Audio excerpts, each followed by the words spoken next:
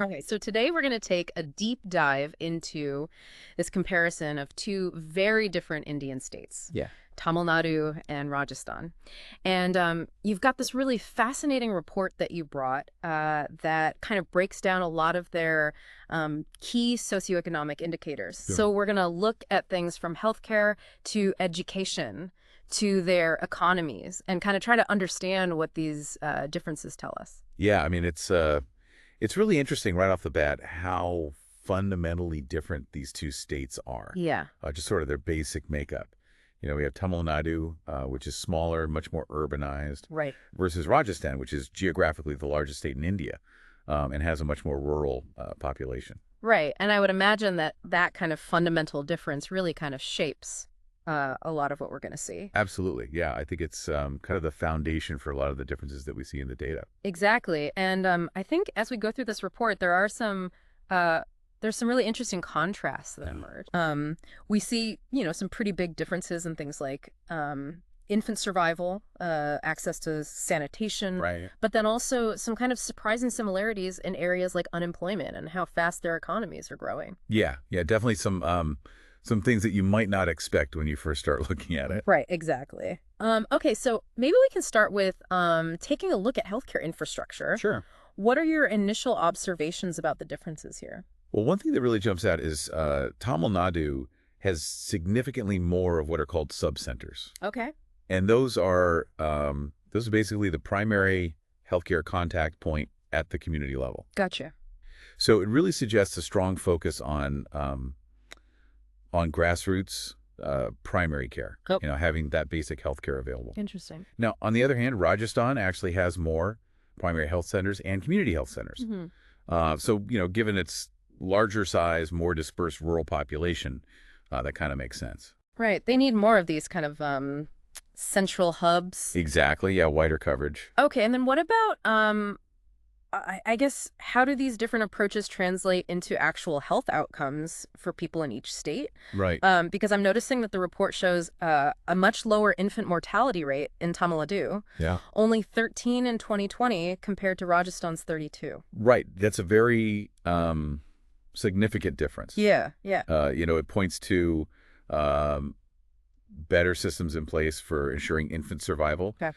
And the maternal mortality ratio is also significantly better in Tamil Nadu. Okay. So that highlights really a key difference in the well-being, Yeah. particularly for mothers and newborns. Yeah, I mean, those numbers really tell a story, don't they? They really do, yeah. Okay, so it sounds like in terms of, those key indicators, Right. Tamil Nadu is really performing much better. Yeah, it seems like it. And it's worth noting that while Rajasthan does have this program called the Mukhyamantri Nishulk Dava Yojana, it's focused on improving the availability of medicines. Okay.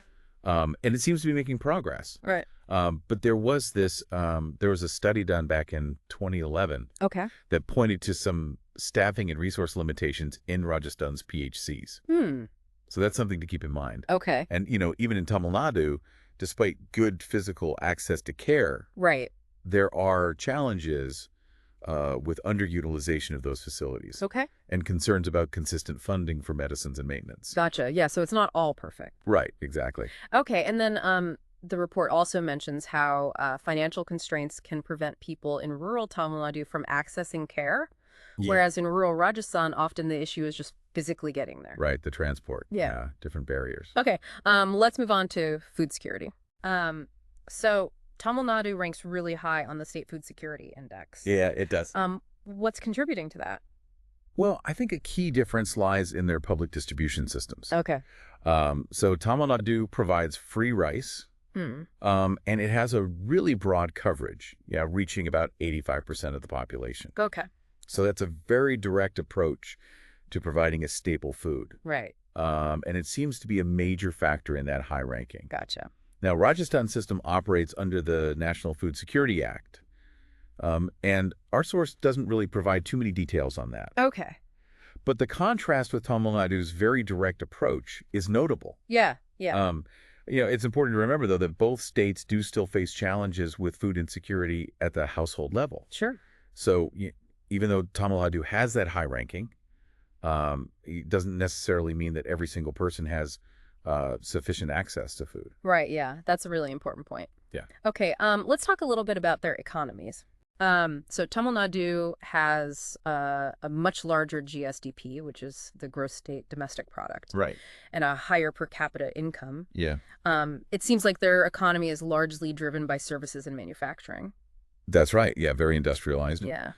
Rajasthan, on the other hand, has a more balanced economy with significant contributions from agriculture, industry, and services. Okay, interesting. And interestingly, Rajasthan's economy has shown potentially faster growth rates recently. Oh, okay. So that's something to keep an eye on. Yeah, so even though Tamil Nadu has that, it kind of established industrial base and that gives them a bigger economy overall, Right. Rajasthan could be kind of on an upward swing.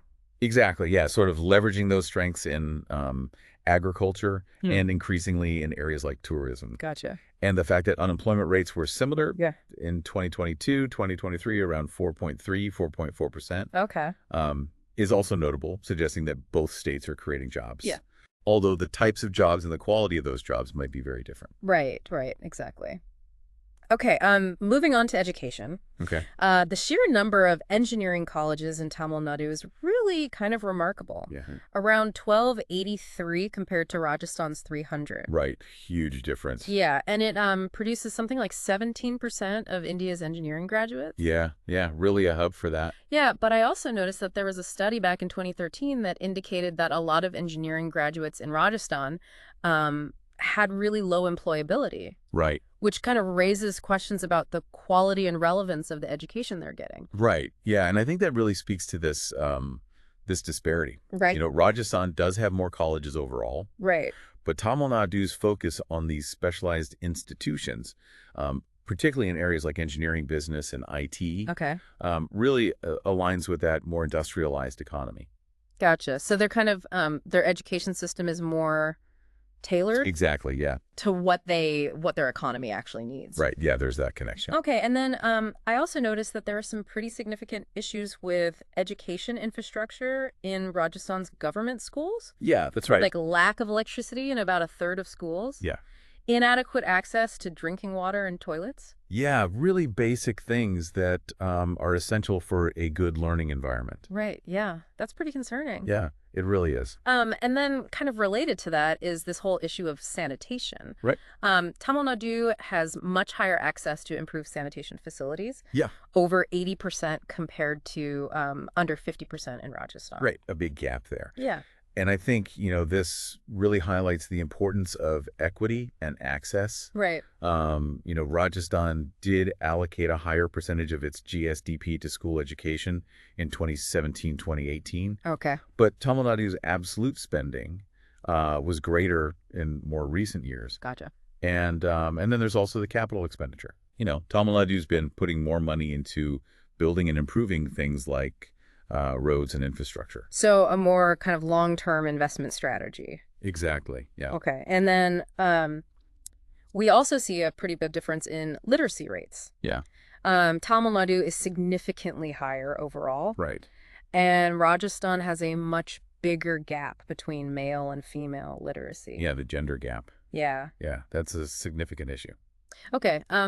So I guess to kind of wrap things up here, Sure. it sounds like Tamil Nadu is showing stronger outcomes in things like healthcare, having a more effective food security system, Right. a larger, more industrial economy, Yeah. and higher literacy rates. Yeah. Whereas Rajasthan, while it does have broader infrastructure in healthcare and higher ed, Right. they're kind of lagging behind in those key health indicators, the food security ranking, education infrastructure quality, sanitation access, and literacy, particularly for women and those in rural areas. Yeah, it's a really interesting picture that emerges. Yeah, it is. And, I think when we connect this back to the bigger picture, what it really shows is that a lot of these factors, things like urbanization, how resources are allocated, and the kinds of policies that governments prioritize, Right.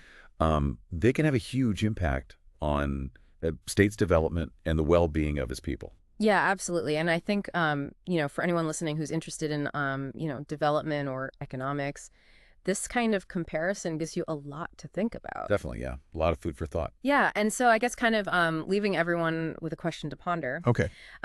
based on all of these differences that we've seen, what single factor do you think has the most profound impact on a state's overall socioeconomic progress in the long term? Right.